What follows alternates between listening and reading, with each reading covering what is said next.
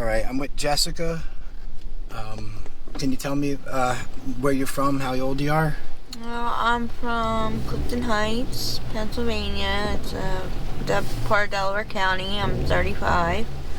Started using when I was about 27. Right. Yeah. And your drug of choice? Dope. Dope. I don't even want to call. I don't even know what. Yeah. What do you call it? Yeah. Chemicals. That's the. Trank is what it's really called. Trank is what it's called. So, now. you were saying before I turned this on that you think it's the trank is the problem, not necessarily the fentanyl. Well, there's not so much fentanyl in the drugs anymore. When they're testing people, fentanyl is not coming up in their system. Oh, so It's all different types of shit, like rat poison, paint thinner. Oh, wow. Yeah. So a couple years ago it was just heroin, then it was just fentanyl, and now you can't even find fentanyl in what's supposed to be. It's all different colors: green, pink, purple. I try to just stick with the white shit, but yeah.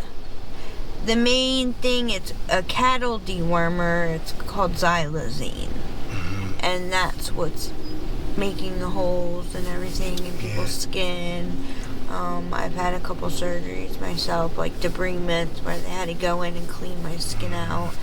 I had to get a few skin grafts, and I've been walking around with the same wound for about 2 years now. Yeah, we were talking about that a little earlier. The one you have one on your leg, you said, and that's been an open wound for 2 years now. Yeah. Yep. Man, that's so. And you were saying it could easily be fixed if you could just stop shooting up, right? Yep. For some reason, the trank stops your skin from healing itself. I remember when I was in the hospital, I got my surgery. I was only in there for like 10 days. So I wound up AMAing, but I remember how much my skin healed and how fast my you mean veins like were in those 10 coming days? back. Yeah. Oh wow. Everything.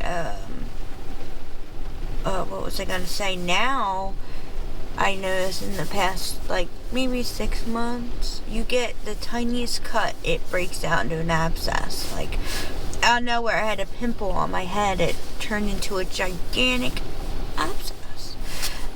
Whatever this stuff is doing, it's, the doctors don't even know what to do with it. They don't know how to detox you right. They kind of have it down, but yeah, a lot of people have not. They're staying on the streets of Kensington because there's no real comfort meds for the detox. Yeah, you might, like I said, I told you, I'm really new to this, so I this whole interviewing thing, I'm trying to learn it on the fly, but everyone I speak to, everyone says how terrified they are because of the withdrawal. From the how do you pronounce it again? Xxylazine. Xxylazine, okay. All right. And that's what's... Yeah, it's a cattle dewormer, and they only use maybe just a few units, just to, but I don't know how that all works, but, but we're using so much of it, so. Oh, you mean they only use like a little units on the cows? On the cows, yeah. Oh, man. Yeah, so. That's why it's eating people's skin. And it's I see girls or guys, mainly girls, because I'm, I work on the street of Kensington. I see these girls come out and they're all plump and healthy, and within a month their face is sunken in, their ass is gone. It's just like I watch them wither away. This stuff is really, it's just, I don't know, it's no good. I don't remember heroin ever doing that, but I'd cold turkey heroin any day. This stuff is... So you were saying you only got for about 2 years of the old school heroin thing, and then you went into the... Yeah, and it was only like, crack was my thing, heroin as well, but crack was really my thing. I haven't smoked in about 3 years because it's just a waste of money and it's not enjoyable anymore. But yeah, I did 2 years on heroin on and off. And the funny thing is, I overdosed on real heroin. I never overdosed on this shit. Wow. Yeah. So you have experienced the joys of waking up from Narcan? Oh, yeah. I was actually Narcaned over the summer. I had a seizure. I never had seizures before. I had a seizure, passed out, and I guess someone thought I OD'd on the sidewalk. And they Narcaned me. That was terrible. I was already dope sick. That's why I seized and passed out. Yeah. Okay. Yeah, that was fun.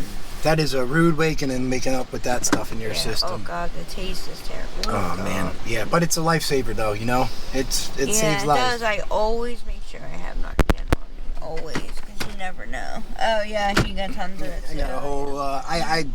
The first week I was doing this, I was driving down Kensington, past Clearfield. There's a guy laying in the middle of the street. I had to jump out and give him 3 of them, wake him back up. Yeah. Yeah. That was like within the first couple days of me doing this. That's why. The paramedics, I actually had a Narcan someone like 3 or 4 times, and they even told me that they don't know what's in this drug, but you have to be careful. You've been giving people Narcan. Try and give them CPR or sternum rubs because it could have a reverse effect. Oh. Yeah. So it seems like they are approaching this xylazine / fentanyl crisis with heroin, old school heroin methods. And it's not working. No. It's not working at all. Now, treatment wise, how many times have you tried? On my own, once. I went from prison twice. Like a court ordered thing? Yeah. Okay. I've done prison programs. The longest I stayed clean, I actually went out to state college out there at a place called Pyramid, and that place really helped me. And I was able to kind of find myself because I didn't start drugs at a young age. I was scared to death of drugs because both my parents were addicts. And, my mom left me when I was 7. My father raised me, and I have 2 children myself. I was scared to death when I was a teenager. My friends were, trying the pills, the weed, things like that. I never touched it because I knew. I knew that I would be a drug addict. I enjoyed the thrill of things like cutting school and things like that, but I actually got hooked on heroin coming off Suboxone from I was prescribed Percocets from a doctor. I was on the Percocets for a few years, cocaine on the weekends, drinking, partying on the weekends when I didn't have my children. But when someone goes through trauma, like I went through, it's like something in your brain snaps and you turn into a whole different person. You don't even know yourself anymore. That's where I'm at. I just kind of accepted that I'm gonna die. Die a drug addict. Die on this shit because I'm scared. I'm scared to get off of it. Because I don't know anything else anymore.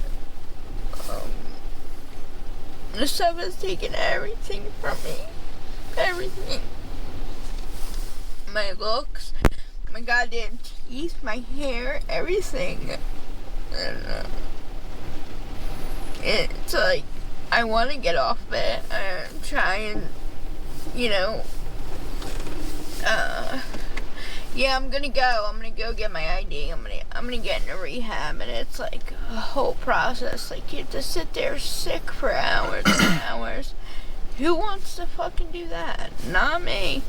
I'm not sitting anywhere dope sick. You know, this stuff. When you're sick off of it and you're withdrawing, you go through. You have no control over your bowels, nothing. It's the most embarrassing, most terrible thing I've ever been through, and I've never been so scared. It's like a lot of people are afraid of the unknown, and like you don't know what to expect. So those are, oh, you got that? Yeah. Okay, so the first day is what's scaring you so much of starting the process. Just that, because you are right. It could be like a 2-day process sometimes. Yeah. And they'll just, a lot of these places just treat you like fucking trash off the street. It's fucking terrible. Terrible. So you are open to treatment. Yeah. And it's. But I'm just like terrified. Yeah. Terrified. It's just it's so weird with this. It's so new with, you know, like I want to be like, oh, I can get you in a place, you know, I can get beds for people. Yeah. I have friends like that do that, but I can't get it into a bed because of my leg. I would have to. So let's talk about that for a second.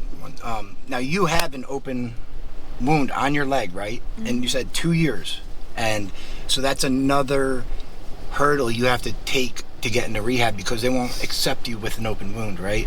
Right. So you'll have to be hospitalized until it's fixed. Yeah, and that's cool. They keep you all drugged up and everything, but it's the whole process of bleeding. Yeah. It's such a process. So Tiffany messaged me yesterday saying she was going to rehab, and I hope it sticks. I don't know, you know, it's so touch and go, especially with, you know, like how you're saying how quick the withdrawal is, and nothing's touching it. Like, I don't, my guess is she'll be back here by the weekend. Yeah. Maybe tomorrow, today. They had me on a ketamine drip, 4 subs a day, and I don't know how many grams of Ativan. I was still sick. Wow. Still. Oh, so they were doing ketamine. Yeah, well, for the pain, basically, but my leg, because it hurts. Yeah. Like I said, you can even, I'm not in a bad way, you can almost smell an open wound. Yeah. And yeah, it's my flesh rotting. Yeah, and people like will hear that and they're like, what the fuck is, like, how do you do that? It's addiction in a nutshell. It's become normal to me. It's normal that I have half my right leg is gone. That's normal to me. I don't know. My arms, it happened to my arms. I took care of my arms myself. I didn't let them get so bad. Give me a layers on. And this is all from the Xxylazine rotting away I your was skin? actually one of the first people this happened to. Everyone made fun of me, like, oh, your arms stink. And the fuck, you're rotting off. I said, it's gonna happen to you. Funny enough that you say that. We talked right before we turned this on. The woman I interviewed yesterday. Yeah. You started with her, right? Yeah. And she was one of the ones that said. Yeah. Yeah, her and her boyfriend made fun of me, but that's the scars from the holes. You'll see it on many people. Black scabs. Wow. Yeah, it starts off looking like a burn, like a white mark. Turns into like a black scab, and then turns into a hole. But as soon as I stopped shooting up in my arms, it went away. I took care of it myself, but this, I just let So go. you're if you don't address the leg soon, it's a good chance you're gonna lose it. Yeah, probably. and your addiction is telling you that's okay. Yeah, I'm scared shitless to go to the hospital because I'm afraid they're gonna be like, well, we gotta cut your leg off. Right. I'm 35 years old. I don't want to lose my leg, but I don't want to be sick either. Yeah. As I'm interviewing people, it's the desperation I see in your guys' faces is there's like almost no like, and it's hard to say, there's like no human emotion behind your guys' eyes anymore. It's like dead. But I find that all I do is like cry all the time. I don't know. I'm just an emotional person, I guess. And I've been like suppressing the past 5-6 years now. I've been on this shit. Like, I have 2 kids. I was normal. Like, I did hair for years and years, and I didn't have to wake up and be like, oh, I have to go suck a dick so I don't feel like shit today. You know, that should not be on my daily schedule. That's not normal. But it's normal to me now. Thank God, like, I'm not a scumbag. I built up, like, quite a nice safety net where, you know, people help me out so I don't have to be on the street all the time. You know, not all addicts are pieces of shit. Thieves and things like that. Well, from what we were talking about, you're actually one of the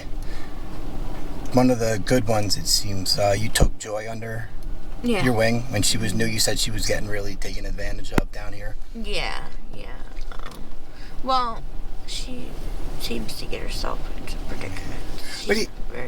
People can be very intelligent, but not street smart. Absolutely. And like I said, I don't want to talk about her too much when she's not here, but like even that, you still, and even with Christy, you know her, you said you helped her out. It's just addicts tend to be good people that want to help out other people for the most part.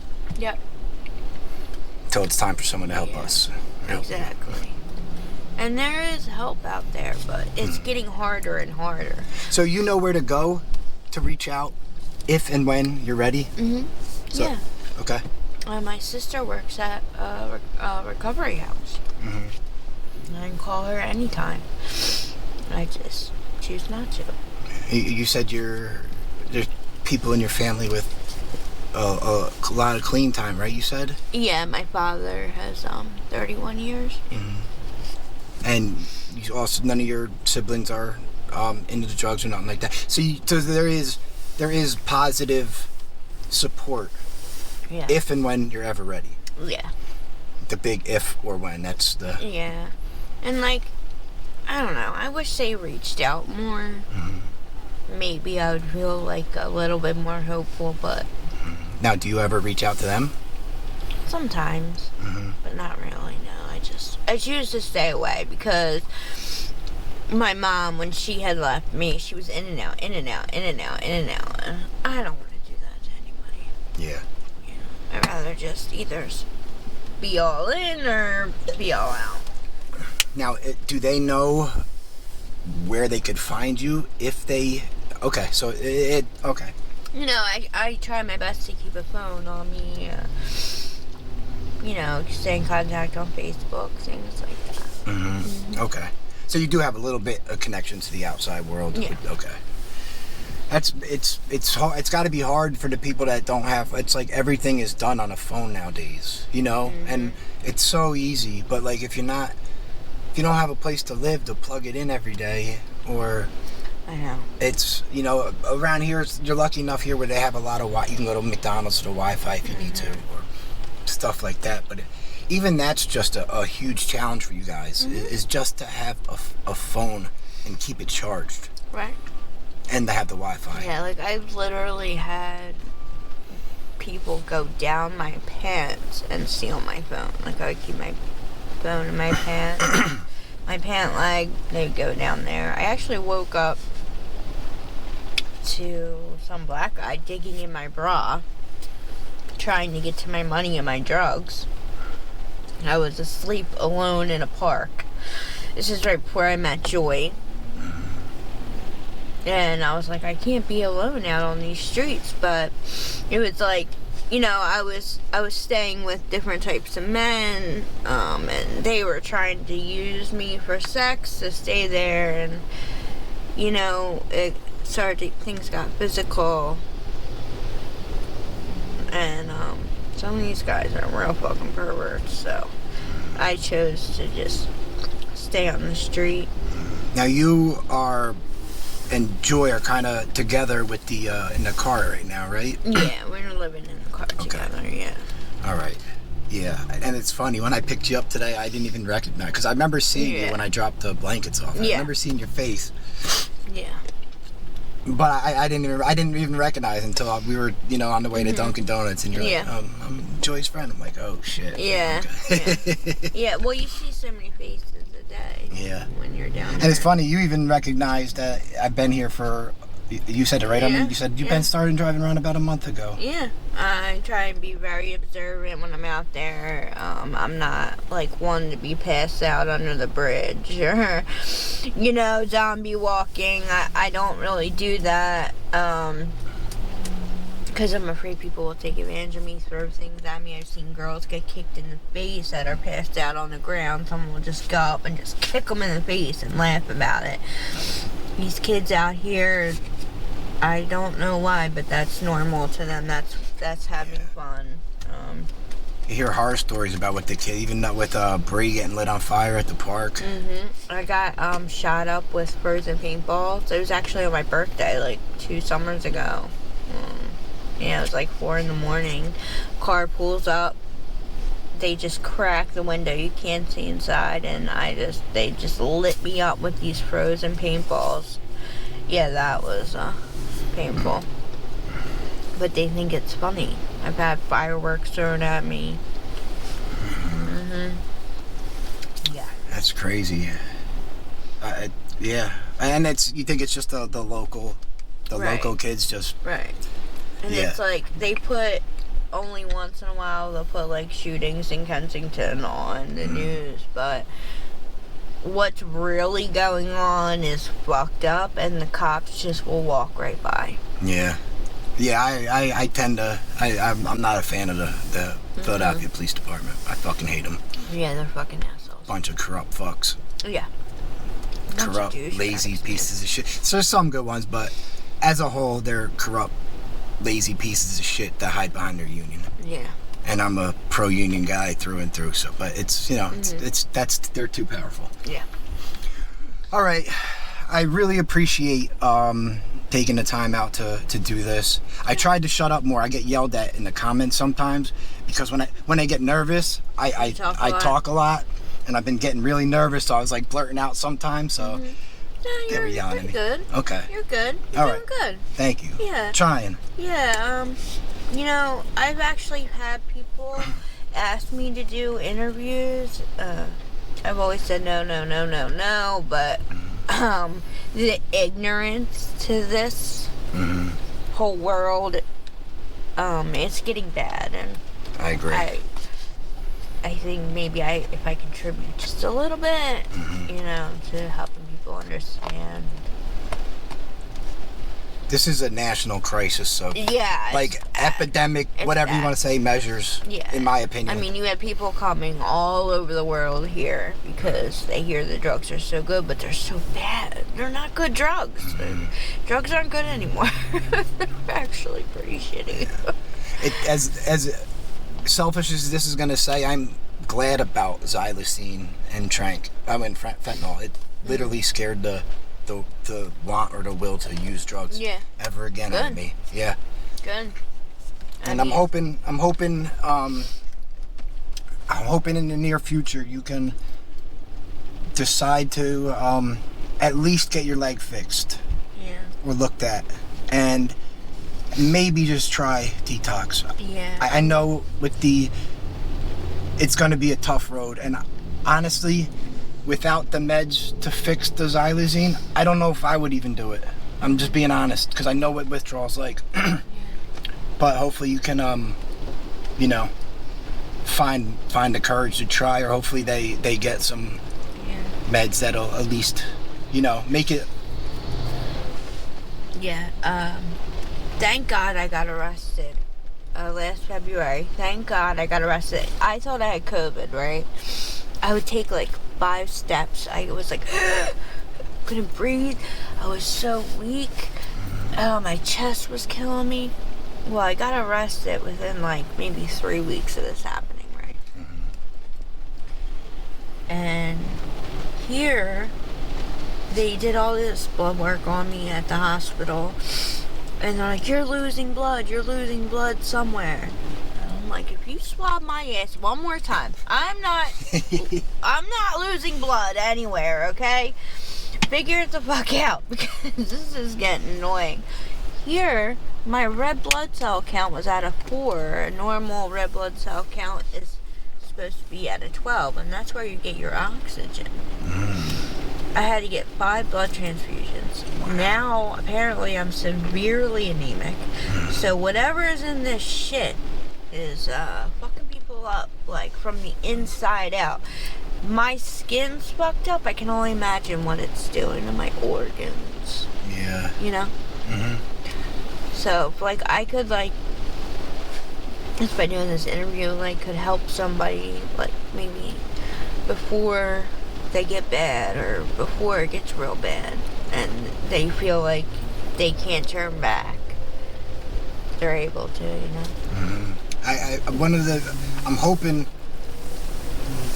I'm hoping at least some teenagers watch this in a way. Yeah, that's what I mean. Because, like I was saying to you, they could just be at Penn State having a party and eat a pressed oxy that's fake.